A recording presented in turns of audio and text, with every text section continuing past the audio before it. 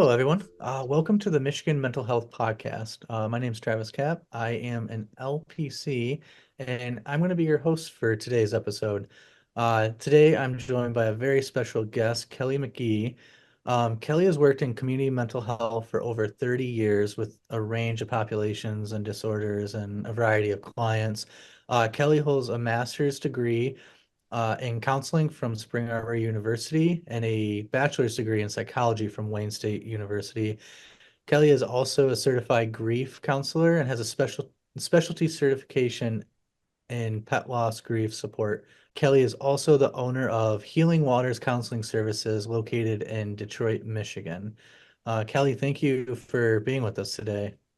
Thank you for having me. And I would like to add I'm a proud member of Mahaka. Oh, yeah, absolutely. Um, so I guess kind of to start, can you tell me a little bit how you got into this? Like Oh, this loss, grief, just working with clients. sure. Well, lived experience. I like to share my story about our dog named Samson. And actually, Hmm. his full name in your lap is Samson Tiberius McGhee, That's because a we great like name. we like Star Trek around here, and so Captain Kirk's middle name was Tiberius. So well, I think that's what I named him. My husband named him Samson. I gave him the middle name. So Samson was really a rescue dog. We got him in 2009. Our daughter was 16. I had to kind of go back and think about the actual years. And a coworker had put his picture on our company intranet and said that that the family wanted to just give him away. And I thought he was really cute. He was fuzzy. He looked like a Labrador mix, and he was Hmm. golden. He was a beautiful dog. And his name was Frank. And I always said that was I think that was funny because my husband's name is Frank. And Hmm. I said, well, this is a good sign. And I called my husband. I said, look, here's the picture. What do you think? He said, well, is he housebroken? I said, yeah, he's housebroken. So he said yes. And, the rest is history. We went and picked him up. He got into our truck like he had known us forever. And we took him home. And he lived with us until he died in 2016. Hmm. How did your family deal with it when he passed away? Well, for sure, I did not. I know I didn't deal with it well. Um, our daughter did not deal with it well. My husband was I think for him, because he had owned dogs before, Hmm. it wasn't something that though he was sad, I think his response to it, well, he was pretty resigned to it. I did not expect to feel the way I felt about losing Samson because Hmm. remember, he had become a part of the family and he was literally like another, like almost like another kid. I was his Yeah. primary caretaker. I did a lot for him. I took him to the groomer, took him to the vet, his vet Hmm. appointments because that's what I like to do. I'm a caretaker. So that was he was my project. When we Yeah. first got him, he was really sick. He had heartworm disease and he was in need of grooming. And, if you're going to be with me, you're going to be well taken care of. And so he was. We made the investment up front, the financial investment to take care of him. And he was so lovable, you just couldn't help but take to him. I mean, he was just a very lovable dog. And so with that being my second experience with the dog, my first was when I was a lot younger.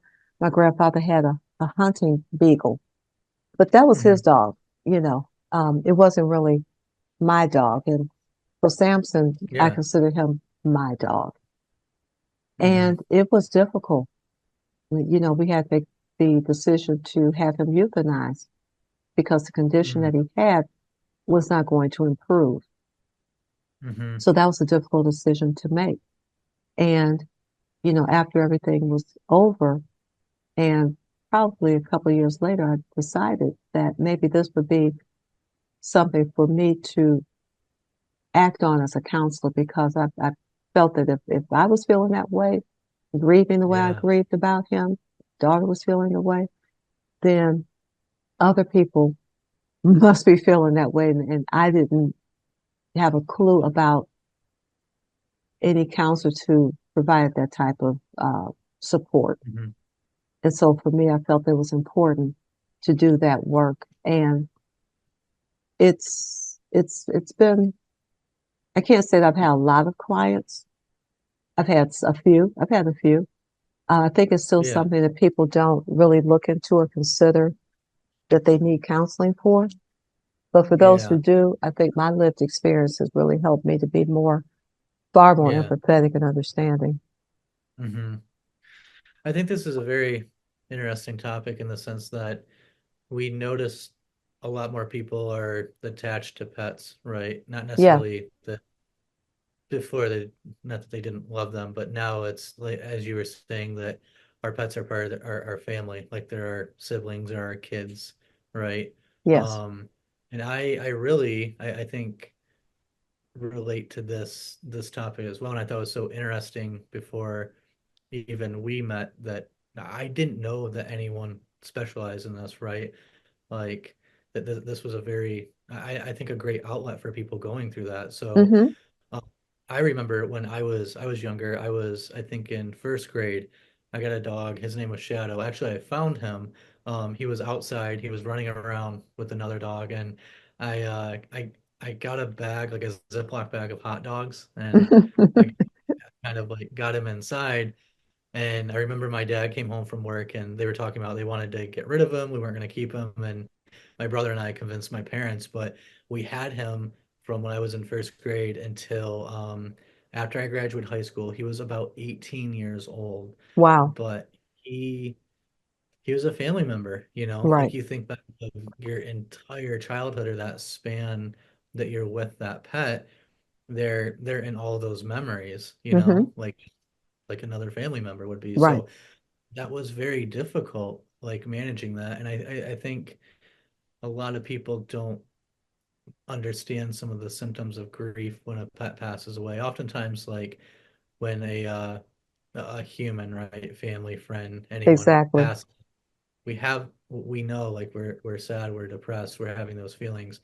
But sometimes when a pet passes away, we're more influenced by society or whatever it may be to kind of okay, get a new pet or move on, like that sort of thing, and Right. not really Well, process it. right. Well, to your point about the pets being considered as family, that is so true.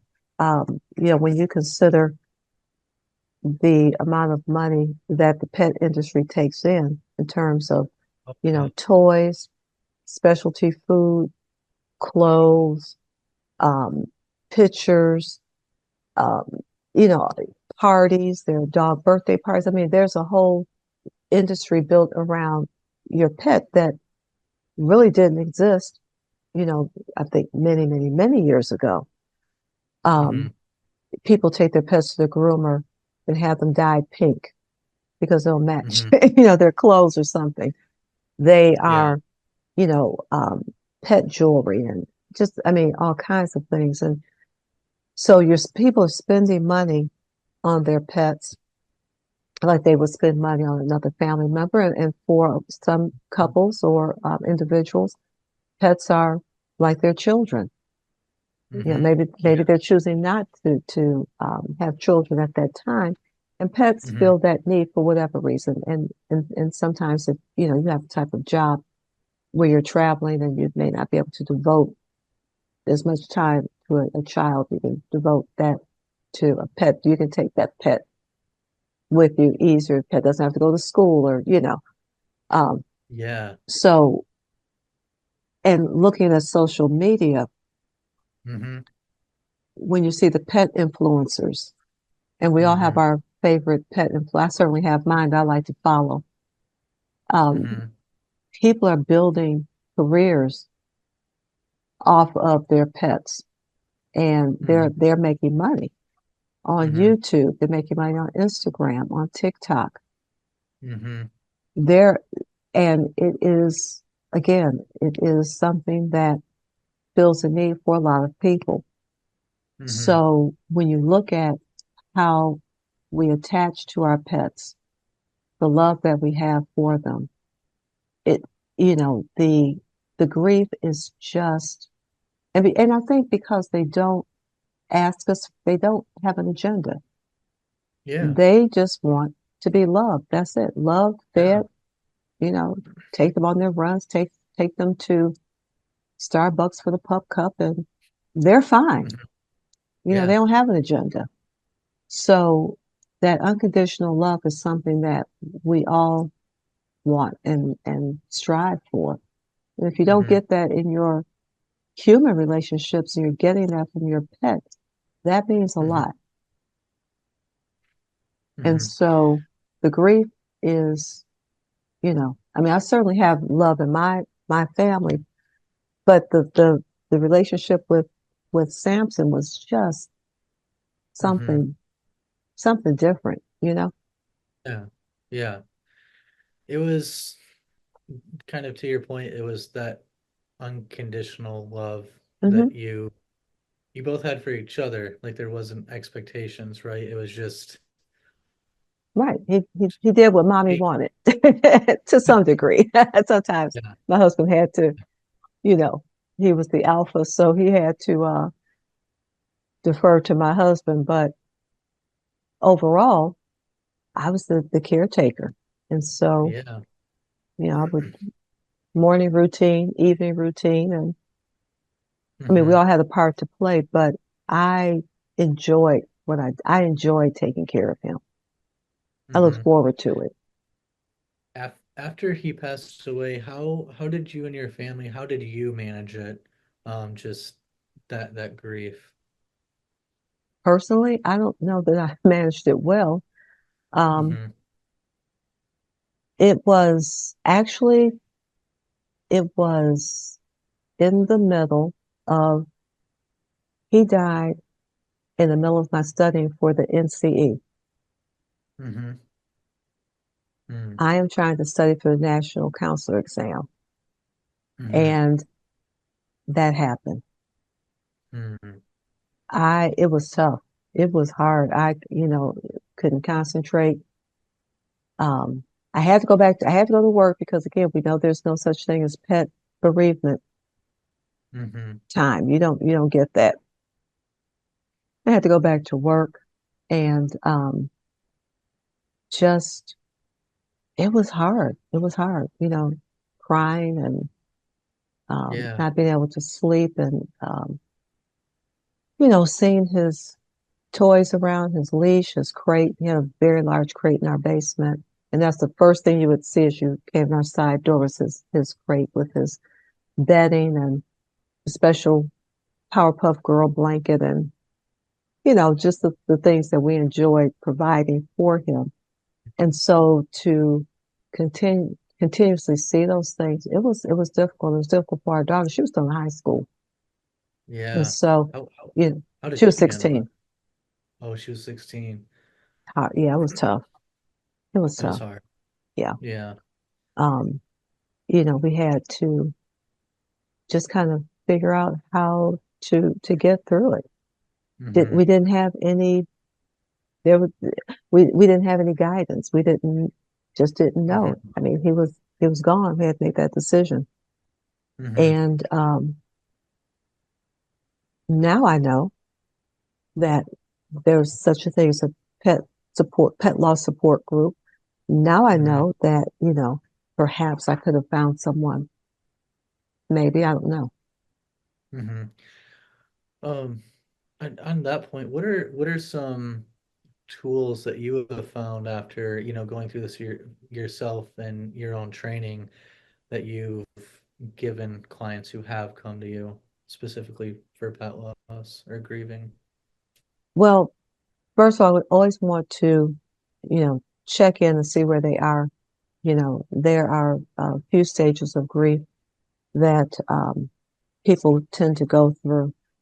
And so you just want to check in and see where they are in that arena. And I think with anyone, I always start with tell me the story. Tell me your story. Yeah. You know, that's the starting point. I Hmm. don't think there's anything magical. There's nothing um, other than sitting there with the person, giving them space and time to talk about it. Because one of the things that some people find is that, people in their world may not give that type of validation to that loss. Hmm. It's just, to some people, it's just another pet. Get over it. I Hmm. think people are beginning to see now that the, the grief of losing a pet is for real. Yeah. And Yeah. so, I'm sorry, hold on. I'm sorry. You're okay. So, to hold space for someone to share that story and to know that you're going to listen without judgment Uh-huh. and you're going to be empathetic is important. I mean, that is just, I can't say Hmm. enough about that Yeah. because people Just being need to more. feel heard. Hmm. Do you ever notice a pattern of clients who come to you not necessarily for or specifically for pet loss, but other issues where you start kind of peeling those layers and then recognizing that this is the cause and maybe Hmm. they didn't? Yeah. Yeah. Yeah. I help people connect the dots. They may come to me because they're not sleeping well, Hmm. feeling depressed. And of course, you're going to do your assessments. You're going to provide for them the PHQ-9. You're going to go through those things and see what's going on with them, of course. And um, one thing that I include in my intake packet now that I didn't before, but I include it now, Hmm. was ask about if you've had any losses, within the past year or so, Hmm.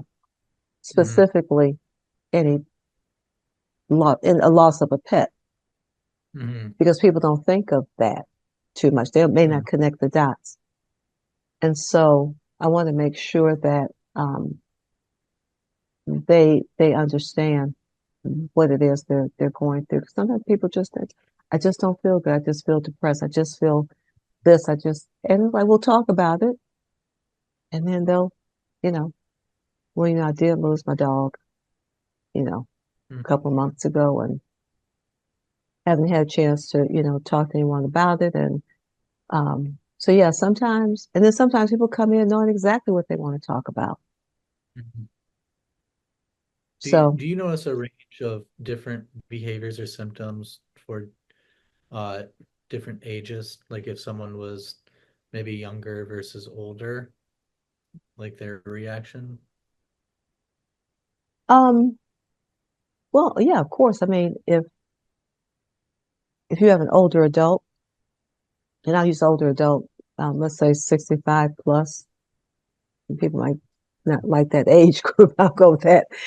Um, yeah, you might find a stronger reaction because maybe that pet was their only source of Yeah. emotional support.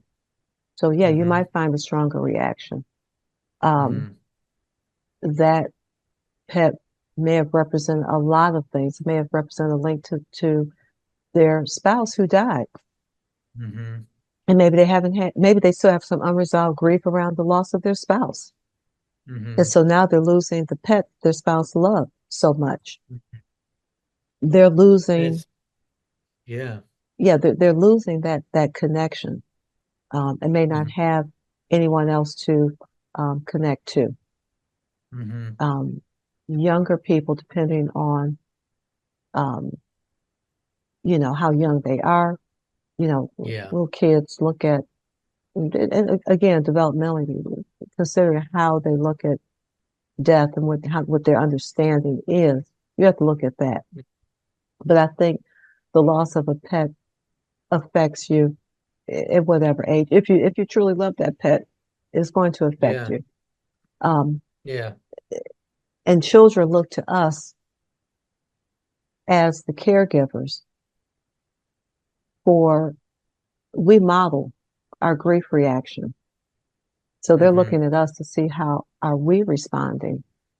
You know, Mm-hmm. if you don't talk about it, if you ignore it, then okay, you're sending out the message that we don't talk about those things.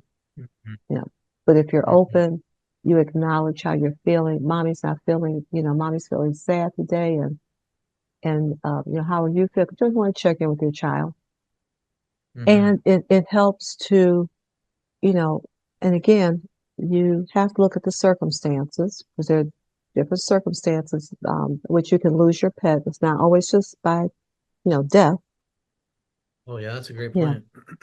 maybe the pet ran out the gate and got lost, or maybe the pet was stolen. Um, a lot of things, people lose their pets in divorce settlements. So, Mm-hmm. Yeah. um, or have to be voluntarily euthanized because of their aggressive behaviors that cannot be, they can't be changed through training or anything. Those are rare, but those things can happen. Mm-hmm. So, considering again the age of the child, what their understanding of death is, and we know that at a certain age, they begin to realize that death is permanent, Yeah. and how are the caregivers responding? Mm-hmm.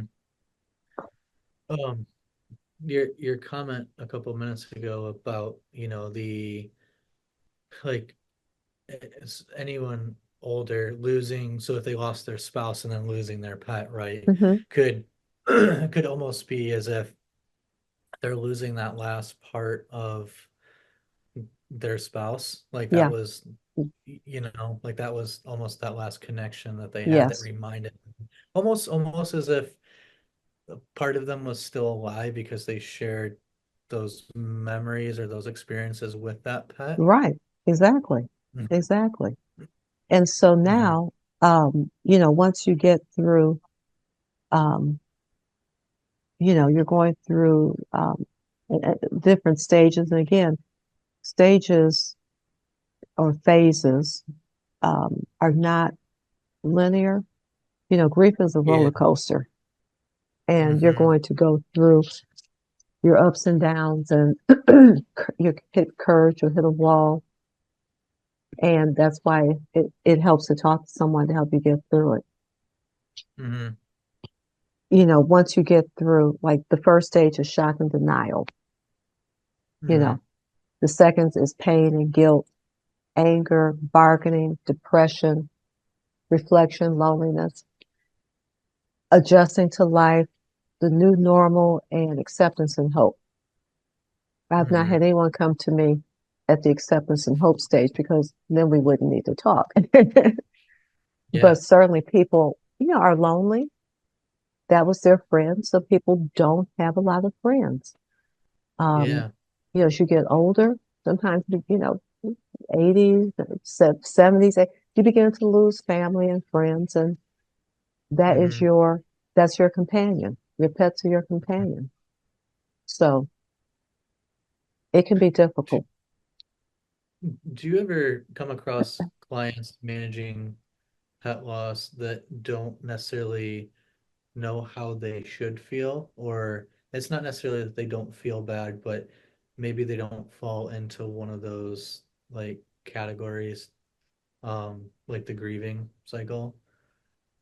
That you think they're, So like, you say they're a little confused about how they should be feeling. yeah, I asked because I've actually had a few clients who have lost pets and they feel like I should be sad, but they don't know necessarily how to process it. They're almost not in any of them. They're almost kind of stuck in that shock stage, if Hmm. that makes sense. Hmm. Um, so then it still Shock and gives them, denial. yeah, yeah, Yeah, yeah, yeah.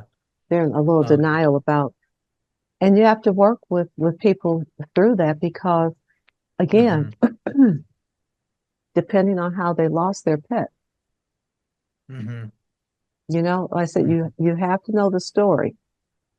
Mm-hmm. in order to help people process what's going on.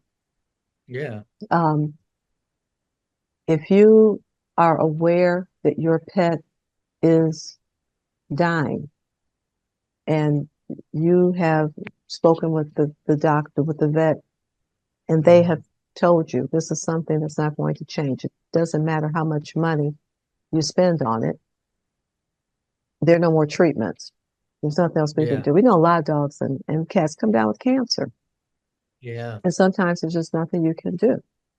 Mm-hmm. And sometimes people are in denial about that. You know, Mm-hmm.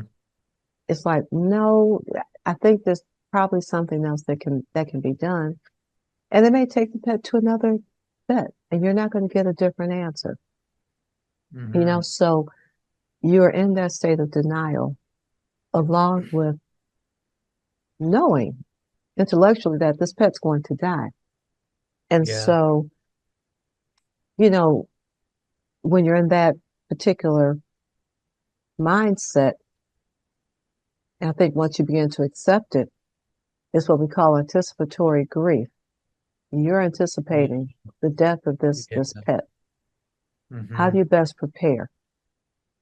Mm-hmm. So how do we as counselors help that person through that journey? Mm-hmm. And again, I would say there's nothing magical about it. You you make yourself available. You're there for the person. You're holding space for them. Because Mm-hmm. along with that, the shocking denial, also people experience guilt. Mm-hmm. They experience a lot Yeah. of maybe blaming themselves for things that they feel they should have done. Or almost being stuck because they have to make that decision. Like if they hear that news, right, from multiple vets saying Sure. there's nothing else to do, they could be stuck in the bargaining stage, right, of what can Mm-hmm. I do? Mm-hmm. And then that guilt or that anger of maybe finally realizing you're out of options, Yeah. right? Oh, yeah. That's why it's always helpful to um, complete the quality of life scale. Mm-hmm. And that kind of helps people, I think, understand Mm-hmm. where the pet, what do you want for the pet? If you love your pet, what do you want for them? What is best for them? Mm-hmm. And you have to think about that. And like I said, they go through that bargaining. If I Mm-hmm. do this, then, you know, God or higher power, you'll do that. It's, I think, human nature to want to, even though we know, you still kind of live in that space in your head to think, well, maybe if I just Yeah. do, or I ask or I pray hard enough, then this will happen. Yeah, that's another great question is how do you feel if anyone follows religious or spiritual aspects that can come into play with grieving? Well, one of the questions people have, and I think maybe it's universal, I don't know, but people always want to know, well, is there a heaven for Mm-hmm. my pet?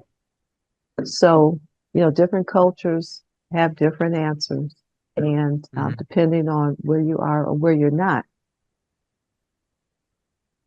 if you feel that you're going to see your pet in the afterlife, I go along with that. I don't challenge it because that is what is helping you. I like Mm-hmm. to think that I'll see my dog again. Mm-hmm. I Yeah. That's just me. I like to, there's some, I mean, that's just what I like. I like to Yeah. think, okay, he went over the Rainbow Bridge Yeah. and I'm going to see him again. Yeah. So that works for me. And I think it works if that's where the client is and that's how they feel. Who am I Mm-hmm. to challenge that? Mm-hmm. I wouldn't want to Yeah. take that What away. about what about that support for people who might not follow anything spiritual or religious? Like any, I guess, resources, anything that you would recommend? Well, for people who don't, who may be Yeah, maybe agnostic or atheist or, Yeah. Well, you know what? Sometimes maybe I would still say, pet support groups are helpful. I Yeah. don't, I, you don't have to belong to any, particular religion or to be supported by other people. Yeah. I think that's important. And if you were in front of me and you say, well, okay, that's just it, they're just gone, then that's how you feel. I can't, Mhm. again, I'm not here to change anyone's mind. I'm not here to Yeah. challenge that. I'm Yeah. here to be with you in your time of need. That's what I'm here for. Yeah. That's interesting. You mentioned the pet support groups. Where have you seen or noticed those groups being held, if they have those resources? Well, you can always check your humane society, your Okay. local humane society for pet support groups. You can check with your vet because usually people come in and leave flyers for those groups. You can check online. There are even Facebook groups. Okay. So Oh, yeah, that's a yeah, great idea. you always check Facebook. I think that they're more than they're ever than ever now that people Hmm. are beginning to understand that grieving your pet it's important and you need that type Yeah. of support. So now the resources are available. Hmm. And I think recognizing now with how kind of like as we started this conversation with our pets being a really important part of our lives, that needing to treat them when they pass just like it was if it was a human, right? Like Right. someone we knew. Um, and recognizing that and Well, that there's a that huge industry with funeral services mm, for interesting. pets. Yeah. Yeah, there Oh, you can have your pets. You can have a traditional funeral service for your pet. You have your mm, pet cremated. mhm. You can have, the ashes put into necklaces. I mean, there are all types of memorial activities for Yeah. your pets now. So there are now cards. There are, in the store that you can find, for Okay. the loss of the sympathy cards. Yeah. I knew about the cremating and some of the necklaces. Who holds like the actual, if it was a traditional like funeral, would that be through possibly a vet or the Humane Society or somewhere wherever? No, there are businesses, just like for Oh, humans, there are actual oh, businesses. okay. Um, Interesting. I think there are some in uh, Oakland County, Okay. but they do advertise, again, a lot of people advertise their services through um, the veterinarian clinics. So Okay. you can, Okay. sure they have, connections, but yeah, um, there are businesses that cater solely to pets. Mm-hmm. Hmm. That is fascinating. I did not know that. Uh, one one kind of point or question I had was, um, do you find a dilemma or a difficulty for some families deciding if they want a new pet or not after theirs pass away? Is that sometimes difficult? It can be difficult. One of the things I tell people is, give it time. Just like, if you lose, you know, a family member, um, don't make big Hmm. decisions. Take your Hmm. time. And I say that because you can never replace the pet that you lost. Yeah. And you have to understand that that pet will not be the same. Hmm. Pets come with different temperaments, you know? Hmm. And so the pet that you had who was, you know, loving this, you might have a pet who is totally different in their temperament. And I would never suggest to anyone that you give that pet the same name Yeah, because you're going to have that's those expectations and you will be disappointed. that's a great point. Yeah. You could almost say too that's maybe a negative way related to grieving is thinking getting a new pet, naming the same name, like is Right. gonna help. Hmm. Well, as you said, they're gonna be completely different. Completely So, different. And people have to recognize that because what would happen is if that pet doesn't act the way you want the pet to act, then you don't want it anymore. mm-hmm, You want to give it away. You want to give it back. That's not mm-hmm, fair. That's mm-hmm, not fair to the pet. So mm-hmm, you have to be, I think it's very helpful to work through the grief. It may take you a year or two. It may take three. mm-hmm, And sometimes, your life changes and you might not be able to have a pet. Maybe your work situations change. You might not be able to afford a pet. mm-hmm, Your work may take you away more often and you might not be able to, care for the pet the way you would want. I always say, look, you can volunteer at your local Humane Society. mm-hmm, You can, once you feel able to do so, you can become a foster parent. So that mm-hmm. way you're still able to love on it, and, Yeah, you act as a foster parent, you know that this is temporary. You're going to give the pet back. You can spend your time, like I said, volunteering, helping with fundraising. There are things that you can do mm-hmm, without actually taking on the responsibility of a pet. mm-hmm, And that in itself helps if you want to start, you know, um, a fund in your pet's name for maybe the pet has specific illness or something. So there are a lot of things mm-hmm. that you can do as opposed to getting another pet. It may take a while. We do not have another pet because right now I think my lifestyle doesn't support that.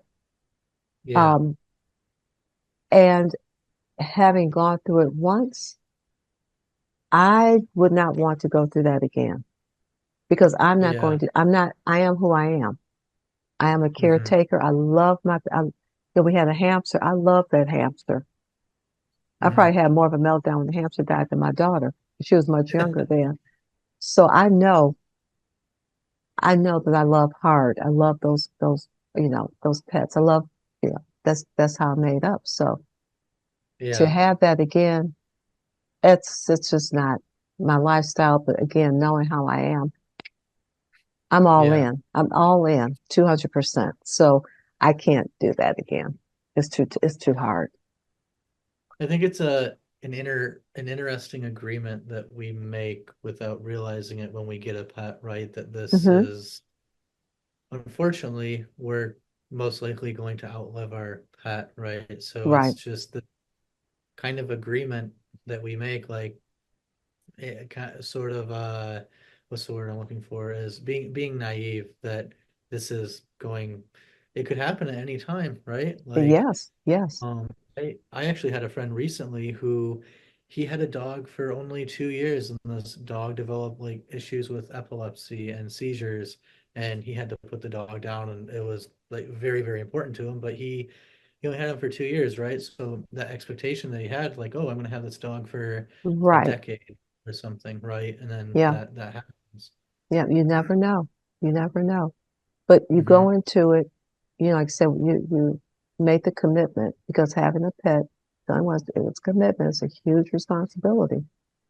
If you're going to do it, make sure you're going into it for the right reasons, Hmm. because they require care. And one thing I promised him is I would always be there, and I was there with him as tough as it was, up until the last minute, up Hmm. until they, prepped him, and Hmm. I sat there with him until he died because that's Hmm. the commitment that I made to him. I would not leave him by himself. Tough. It was hard to do that, Yeah. but that's what I promised him, and that's what I did. Yeah.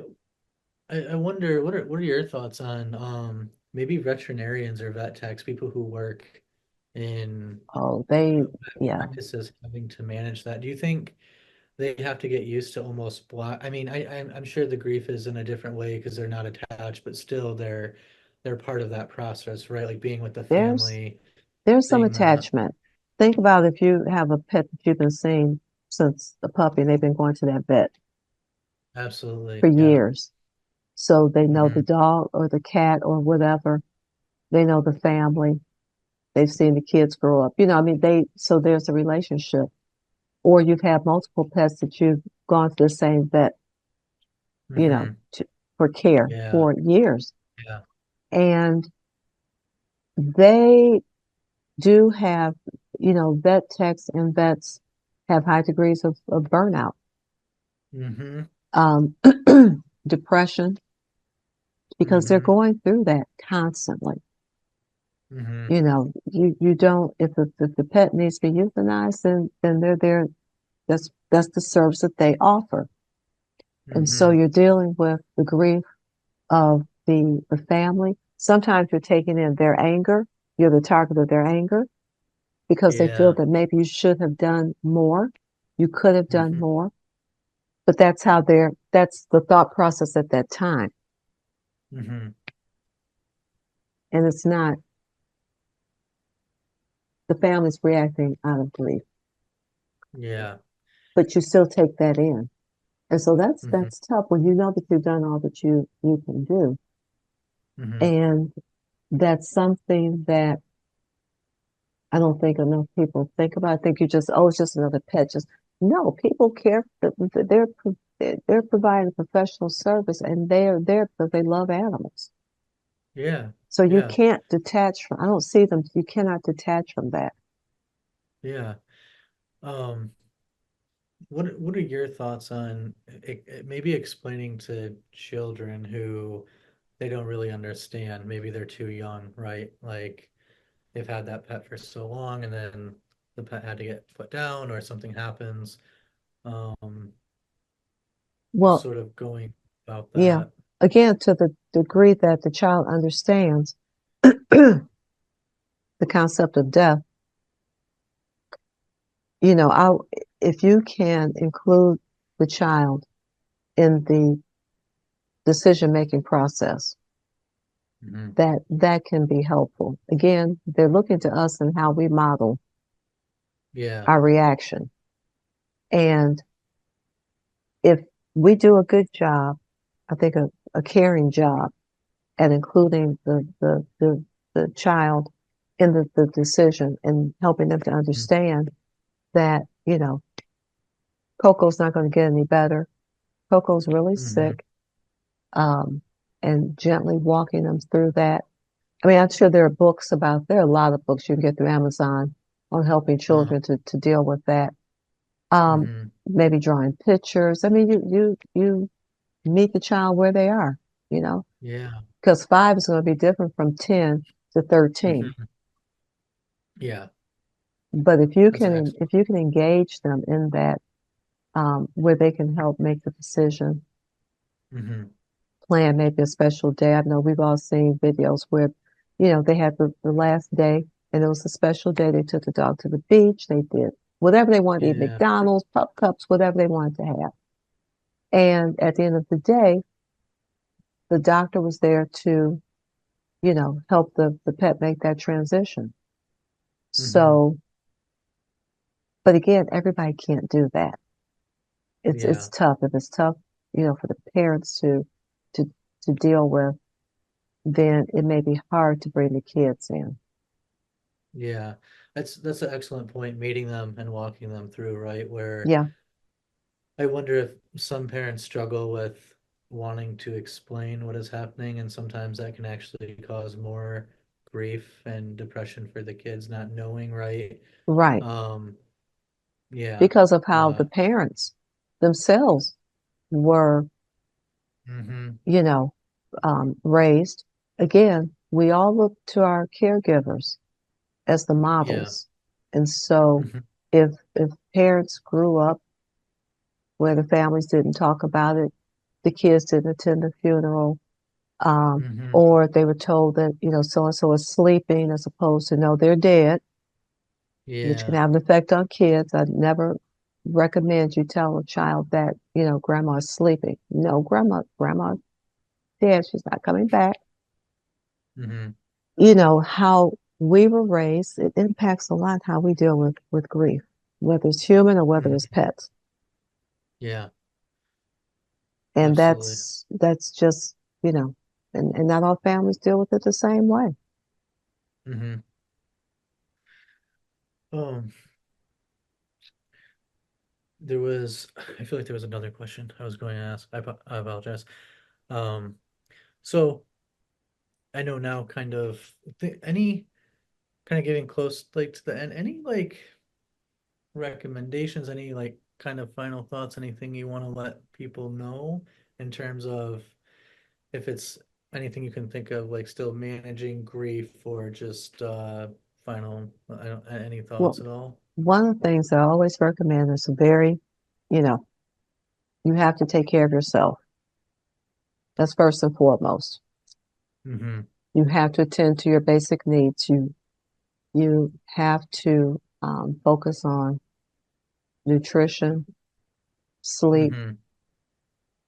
making sure that you're doing the things that are helpful for you. Because sometimes people do suffer from a lot insomnia Yeah. because they're out of routine. If your pet slept with you, which I don't always recommend, but if you had a pet who actually slept in your bed, Mm-hmm. that's something different, Mm-hmm. because you're sharing that space with them, Mm-hmm. and you have fallen out of a routine. Perhaps your dog Yeah. was up at maybe they got up at 2 o'clock for whatever reason, um, Mm-hmm. and that was something that they did. So you are your things have changed for you. You're not Mm-hmm. getting up at 6 a.m. for that morning walk to take them out Mm-hmm. again. You're not, Mm-hmm. your you don't realize how much our days are built around our pets. So when you don't have them anymore, you realize I got a lot of time on my hand Mm-hmm. because your time Yeah. is so structured. You have to get home to make sure they're taken out. You know, they're fed. You take them out for exercise. There's always something that you have to do for your Mm-hmm. pet. And so it's routine. Maybe you went to the dog park, and so Mm-hmm. you had your social activities there because you had other dog owners that you connected with. So Yeah. maybe you're not doing that anymore. Yeah. So you have to now think about this is the new normal. What Mm-hmm. how do I fill my time? Mm-hmm. But first and foremost, how am I caring for myself? Mm-hmm. Now, whether it's through exercise, meditation, yoga, Mm-hmm. whatever, there are things that you have to do. And I need to add that if you are prone to substance use, Oh, yes, I was going it to ask is that. helpful to make sure that you are adhering to your relapse prevention plan and you are reaching out to your sober support network and your Mm-hmm. sponsor if you have one. Mm-hmm. That is so important because what happens is you begin to go through those emotions and you're feeling and you're upset and sometimes people kind of inadvertently slip back into old habits and they're Yeah. reaching for the things that at one time helped them but was Mm-hmm. harmful. So I want to make sure I got that in because that's always a reality Yeah. Yeah. for I was folks. going to mention that earlier, being specializing in working with substance abuse. Um, and to the point too, talking about like routines, right? Mm-hmm. That's almost part of that shock and that denial, right? Like that first day you wake up, your pet isn't there, Right. and what do you do with your life, going forward? And it's having to learn. You have to have new routines because but taking care of that pet could have been your, like you were saying, your morning routine, everything that you did. Like, and It, oftentimes, especially having cats are probably a little different, right? We can give them food, give them water, leave, but dogs or other pets that need yeah. more care, we kind of have to be a lot more attentive to them. So our schedules work around them. And when Right. we don't have it anymore, it's sort of a void, like what time wise, What do like I do? And yeah. I have all this time. I tell people, you think about it, you have a lot of time because, you don't, there are things that you don't do anymore. Mm-hmm. And that can be tough. And so how do you begin to fill that, that void? Mm-hmm. Do you fill it with something healthy or do you Mm-hmm. begin to fill it with something that's not so healthy? Mm-hmm. So those are the Uh, things that, you know, are important to keep in mind when you're working with folks who mm-hmm. are going through this. How do you help Yeah. them to fill their time in a healthy Mm. way? I can see too using substances if there was an issue in the past, right? That's what you did to fill the time. So I've heard of some people, right, managing substance abuse of getting a pet to help, right, to have a positive distraction, and then if that pet passes away, what is sometimes going to fill to fill Yeah. that time again was that escape essentially, right, Hmm. from that depression. Yeah. So that is very important is keeping that support group, keeping your people around, staying busy, right? And I think that's something we both would tell any of our clients managing depression as a whole is trying not to isolate, trying to have those healthy, Exactly. healthy eating, exercising. Definitely, I always tell my clients, socializing is important because I think there's times when we grieve that we want to be alone. We don't have that energy to be around anyone, but maybe it's just being at someone's house, right? A friend, a family member, of just having them in the presence. It doesn't mean you need to Right. necessarily sit there and talk or break it down or anything. It's just being around someone in case you do need something, But especially in the beginning. I would add to make sure that the people around you are people who are willing to listen. Yeah, yeah, People absolutely. have to be willing to listen to your story. Hmm. If they're not willing to listen to your story, then you might want to isolate because no one's Hmm. listening to me. Hmm. So that's why it's so important to make sure that you are, as I tell my clients who, abuse substances, you have to be around like-minded people to Hmm. know what you're going through, and Hmm. they understand. And you have to um, engage in those activities where the people who are around you know you don't even have to. You may not have to talk. They just know to be there to Hmm. hold your hand. They know. Hmm. They understand. Yeah, And that's what absolutely. the support groups are so important. Hmm. Um, yeah, those are excellent points. One last thing I was going to mention is and we will put it in the description, but Kelly had a hotline like plug like a phone number that Right, people could use, and we'll put that in the info below when this gets put up.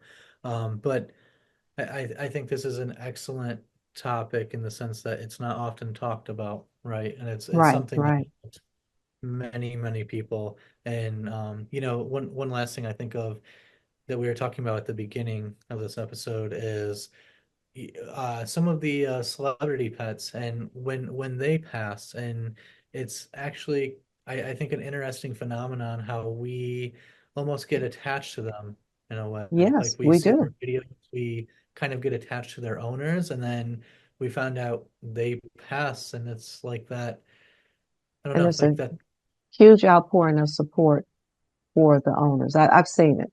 Yeah, There's a yeah. huge outpouring of support. And that lets me know that people take it seriously. Hmm. I've seen people um, donate money to help with medical costs. Yeah. The communities have banded together and they've helped, particular TikTok influencer with medical Hmm. costs for their pet. And they're not small amounts of money. They're large amounts Yeah. of money. So that Yes. lets me know that people take this seriously. And I'm so glad that I've been given the opportunity to talk about it. Absolutely. You're Um, welcome. I've I enjoyed talking about it, and whoever Yeah, wants to talk about here, give me a call. yeah.